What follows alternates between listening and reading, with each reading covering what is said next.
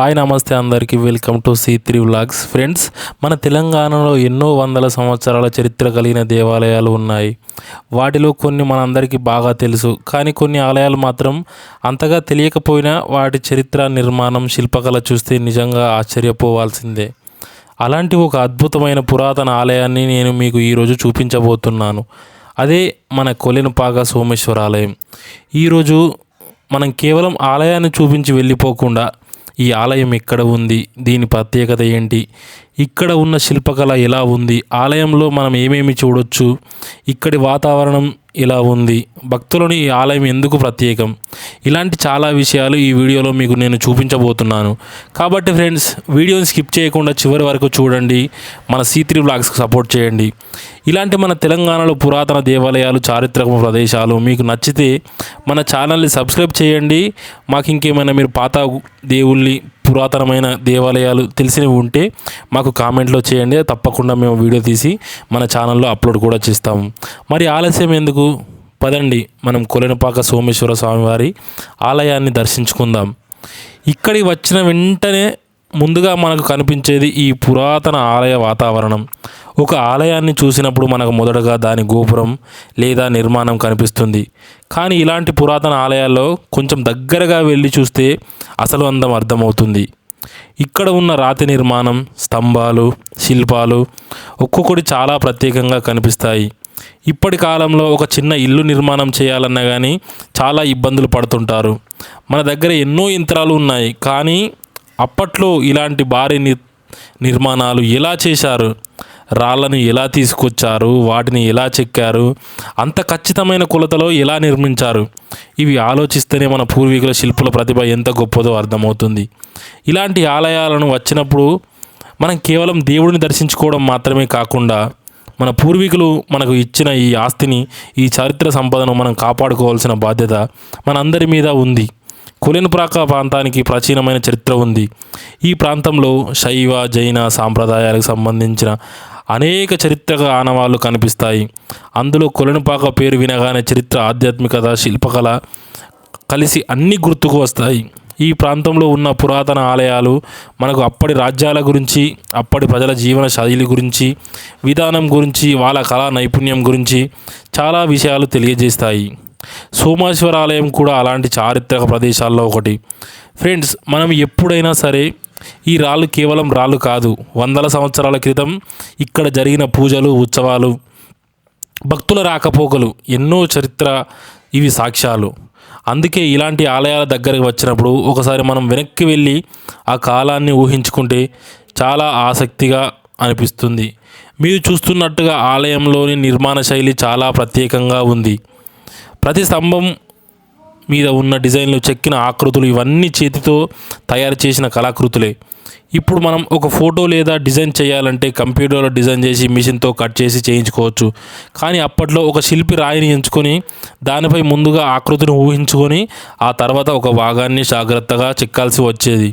ఒక్క చిన్నపాటు జరిగినా మొత్తం శిల్పం మొత్తం పాడయ్యే అవకాశం ఉండేది.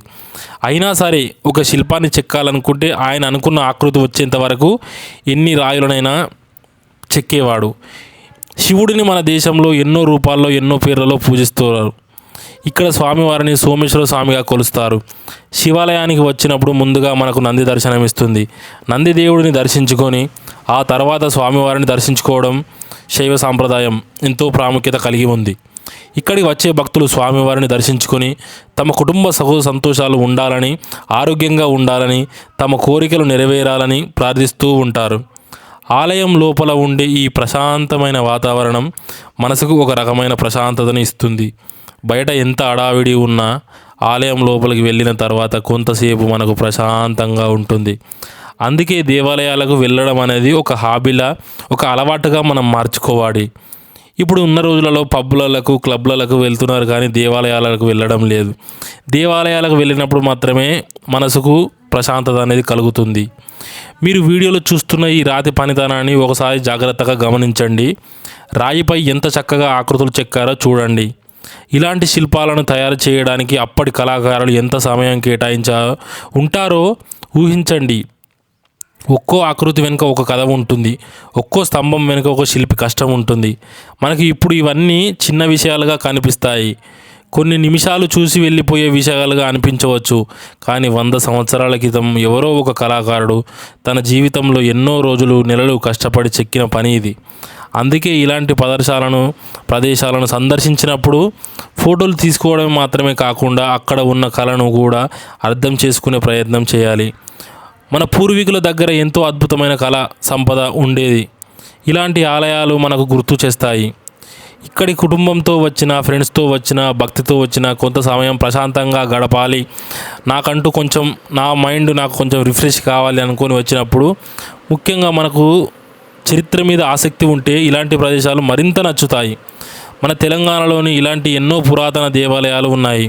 మన దగ్గరలోనే ఉన్న వాటిని మనం మర్చిపోయి వేరే స్టేట్లకి వెళ్తాము. కానీ మన తెలంగాణలోనే చాలా అంటే చాలా దేవాలయాలు ఉన్నాయి. కానీ వాటిని మనం పట్టించుకోము.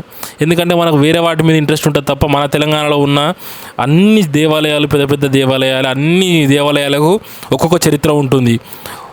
మన కేదార్నాథ్లో ఇక్కడ ఒక మన స్వామీజీ చెప్పాడు, మన కులెనపాకలో ఉన్న సోమేశ్వర ఆలయం మన ఎక్కడా లేదు, మీరు కావాలంటే అక్కడికి వెళ్ళండి అని చెప్పేసి ఆయన కూడా చెప్పారు.